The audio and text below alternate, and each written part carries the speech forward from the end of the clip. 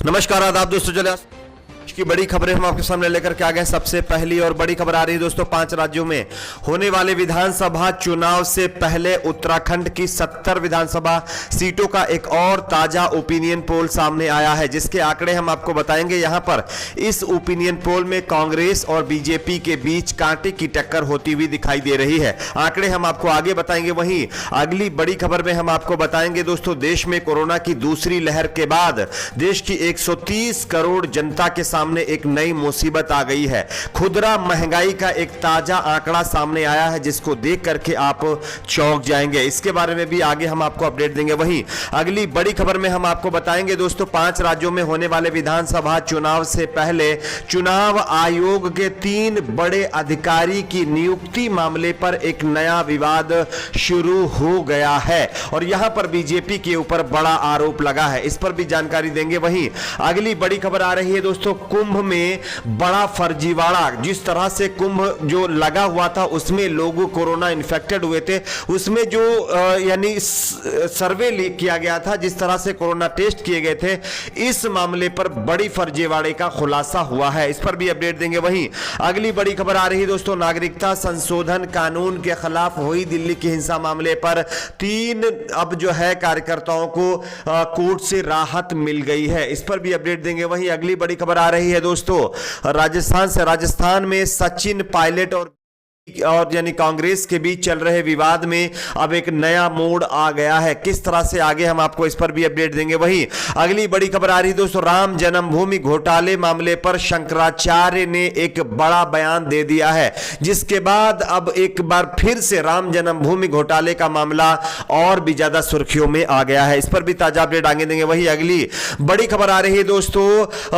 हरियाणा के उप मुख्यमंत्री दुष्यंत चौटाला ने किसानों को लेकर के एक और नया बयान देकर के नया विवाद खड़ा कर दिया है। इस पर भी जानकारी देंगे। उससे पहले छोटी सी रिक्वेस्ट दोस्तों, वीडियो को लाइक करके चैनल को सब्सक्राइब जरूर कर लीजिए। बात करते हैं पहली और बड़ी खबर की। जैसा कि आप सभी जानते होंगे, साल 2022 में आने वाले 5 राज्यों में विधानसभा के चुनाव होने हैं और इन 5 राज्यों के विधानसभा चुनाव में उत्तराखंड भी शामिल है और उत्तराखंड की 70 विधानसभा सीटों का एक और सोशल मीडिया पर ताजा सर्वे किया गया है, जिसके आंकड़े चौंका देने वाले हैं दोस्तों। अभी मौजूदा अगर हालात की बात करें तो उत्तराखंड में बीजेपी की सरकार है, लेकिन ये जो सर्वे सामने आ रहा है उसके मुताबिक बीजेपी यहां पर इस बार महज 32 सीटों पर ही सिमट कर रह सकती है, यानी कि बीजेपी की सरकार उत्तराखंड में भी बनती हुई नजर नहीं आ रही है। बात करें अगर कांग्रेस पार्टी की, तो कांग्रेस पार्टी के खाते में यहां पर 30 सीटें जा सकती हैं, जबकि अदर के खाते में 8 सीटें जाने की संभावना है। यानी कि कांग्रेस और बीजेपी के बीच सिर्फ 2 सीटों का फर्क है, 2 सीटों का यानी कि अंतर है। और अगर कांग्रेस अच्छे से यहां पर मेहनत करती है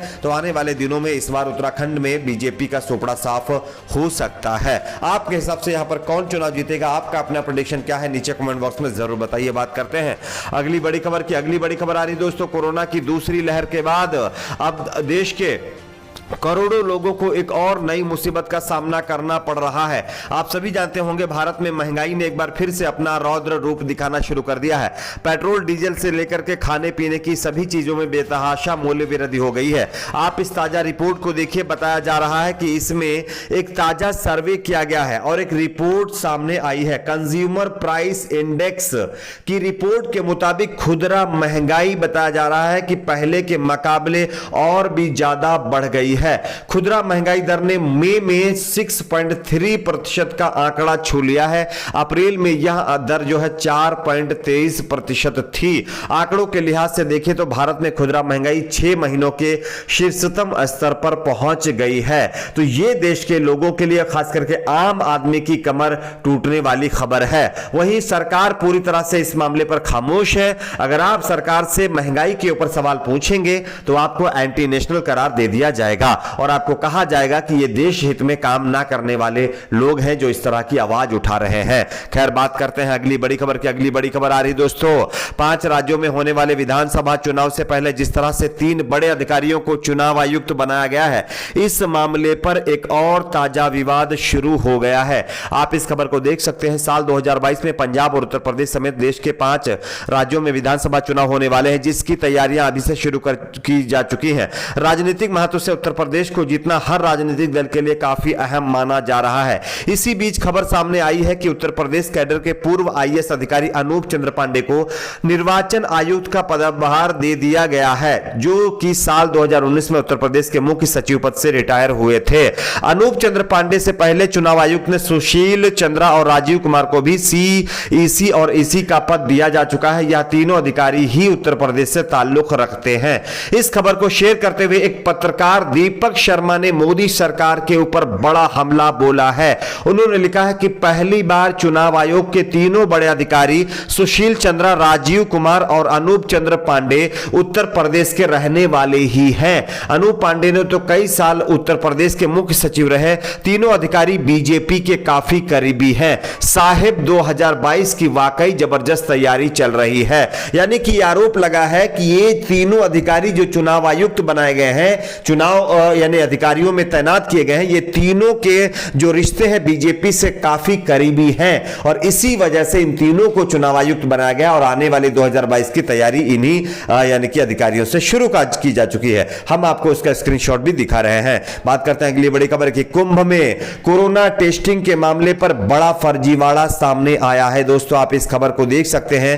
कोरोना संक्रमण की दूसरी लहर के दौरान आयोजित किए गए हरिद्वार महाकुंभ में लाखों की तादाद में श्रद्धालु पहुंचे थे, जिसके बाद महाकुंभ में लाखों की तादाद में लोग कोरोना संक्रमित पाए गए थे। अब खबर सामने आ रही है कि हरिद्वार में हुए महाकुंभ में लाखों लोगों के कोरोना टेस्ट फर्जी थे। एक निजी एजेंसी के हवाले से सामने आई रिपोर्ट में पता लगा है कि महाकुंभ के दौरान कोरोना संक्रमण को लेकर की गई टेस्टिंग में 1 लाख से ज्यादा सैंपल फर्जी मिले थे। बताया जा रहा है कि एक ही फोन नंबर पर कई लोगों की कोरोना टेस्ट रिपोर्ट जारी की गई है, जिसमें सैकड़ों लोगों को जो है एड्रेस भी एक ही बताया जा रहा है। 50 से ज्यादा लोग कोरोना टेस्ट के लिए की गई रजिस्ट्रेशन में एक ही फोन नंबर का इस्तेमाल किया गया है। इसके अलावा एक ही एंटीजन टेस्ट किट से लगभग 700 लोगों के सैंपल कलेक्ट किए गए हैं। तो आप समझ सकते हैं कि अगर एक ही किट से 700 लोगों के सैंपल यानी कलेक्ट किए जाएंगे तो कोरोना टेस्ट का आंकड़ा क्या आ सकता है, उसकी रिपोर्ट क्या आ सकती है। तो ये ताजा खबर सामने आने के बाद जो है लगातार प्रशासन में हड़कंप मच गया है और लगातार सरकार के ऊपर सवाल खड़े हो रहे हैं। बात करते हैं अगली बड़ी खबर की। नागरिकता संशोधन कानून को लेकर के बड़ी खबर सामने आ रही है। दोस्तों, दिल्ली में हुई हिंसा मामले पर बताया जा रहा है कि नताशा देवंगना और आसिफ को अब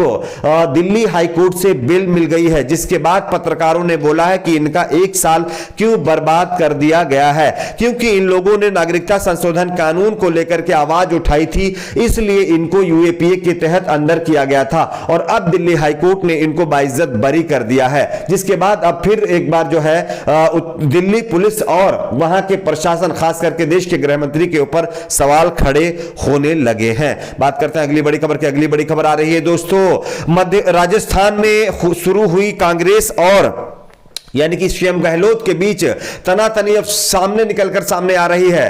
प्रेशर पॉलिटिक्स अब पूरी तरह से राजस्थान में फेल हो चुकी है। सचिन पायलट को कांग्रेस पार्टी ने फिर से एक बार फाइनल ऑफर दे दिया है। जानकारी के मुताबिक बताया जा रहा है, सूत्रों के मुताबिक नाराज पायलट को मनाने के लिए पार्टी ने उनके समर्थकों को राजस्थान कैबिनेट में 3 मंत्री पद के साथ उन्हें महासचिव और राज्य का प्रभारी बनाने का ऑफर दे दिया है। अगर फिर भी सचिन पायलट नहीं मानते हैं तो बीजेपी उनको यानी कांग्रेस उनको इग्नोर कर सकती है। बात करते हैं अगली बड़ी खबर की। अगली बड़ी खबर आ रही है दोस्तों, राम जन्मभूमि घोटाले पर शंकराचार्य का बड़ा बयान।